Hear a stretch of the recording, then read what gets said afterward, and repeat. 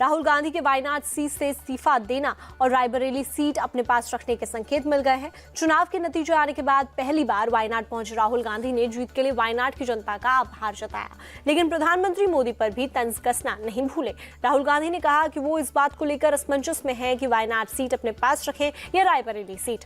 राहुल ने कहा कि प्रधानमंत्री मोदी तो खुद को इंसान ही नहीं मानते, उनका भगवान से डायरेक्ट कनेक्शन है, इसलिए मोदी तो भगवान की सलाह पर फैसले लेते हैं, लेकिन उनके लिए भगवान देश की जनता है और वो वायनाड के लोगों से पूछकर ही फैसला लेंगे कि कौन सी सीट अपने पास रखें। Now I have a dilemma in front of me. The question is, will I be member of parliament of Wayanad or will I be member of parliament of Raebareli? Unfortunately, like the Prime Minister, I am not guided by God. You know, you saw in the election, first the Prime Minister said 400 par. After that 400 par disappeared and 300 par came. After that 300 par disappeared. And then he gave a speech where he said, I am not biological. He said, after my mother passed away, I realized that I am not a biological person. I don't take any decision. I have been put on this earth by Paramatma and he takes all the decisions. My God is the poor people of India. My God is the people of Wayanad. So for me it's very easy. I just go talk to the people and my God tells me what to do. Wayanad seat से इस्तीफा देने को लेकर राहुल गांधी तो गोलमोल बोले, लेकिन केरल कांग्रेस के अध्यक्ष के सुधाकरन ने पिक्चर क्लियर कर दी। के सुधाकरन ने कहा कि देश अब राहुल गांधी को प्रधानमंत्री के तौर पर स्वीकार करने को तैयार है। राहुल को अब उत्तर भारत में कांग्रेस को मजबूत करना है। ऐसे में अगर वो वायनाड सीट छोड़ भी देते हैं तो लोगों को दुखी नहीं होना चाहिए और राहुल गांधी को सपोर्ट करना चाहिए। राहुल गांधी को लेकर ये उम्मीद की जा रही है कि वो एक दिन पूरे देश की अगुवाई करेंगे। ऐसे में हम उन्हें वायनाड तक सीमित नहीं रख सकते। अगर राहुल वायनाड को छोड़ते हैं तो हमें दुखी नहीं होना चाहिए। हमें राहुल गांधी की मजबूरी समझनी चाहिए और उनका समर्थन करना चाहिए। महाराष्ट्र में बीजेपी के अलायंस पार्टनर और मुख्यमंत्री एकनाथ शिंदे के बयान से कंट्रोवर्सी हो गई है। एकनाथ शिंदे ने बीजेपी के 400 पार वाले नारे पर सवाल खड़े कर दिए हैं। एकनाथ शिंदे का कहना है कि 400 पार का जो नारा दिया गया उसे लेकर विपक्ष ने ऐसा माहौल बनाया। एकनाथ शिंदे ने कहा कि विपक्ष ने जो नैरेटिव बनाया उसका नुकसान एनडीए को कई जगहों पर हुआ। क्या हुआ?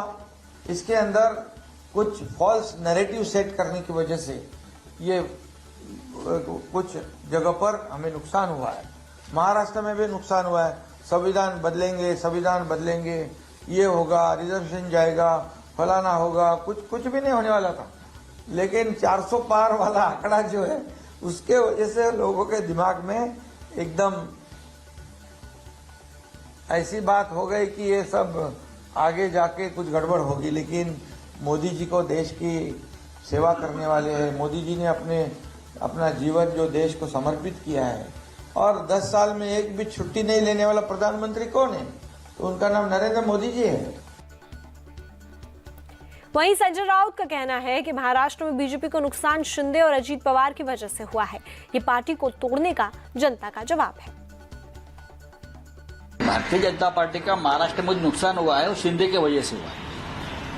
मैं महाराष्ट्र की बात करूं तो भारतीय जनता पार्टी का महाराष्ट्र में जो नुकसान हुआ है वो अजीत पवार और शिंदे की वजह से हुआ है। शिंदे को 7 सीटें मिली है पैसे की ताकत पर, पुलिस की ताकत पर, लेकिन असली नुकसान तो बीजेपी का शिंदे और अजीत पवार का जो निर्णय हुआ है पार्टी तोड़ने का हमारा, उसकी वजह से हुआ है।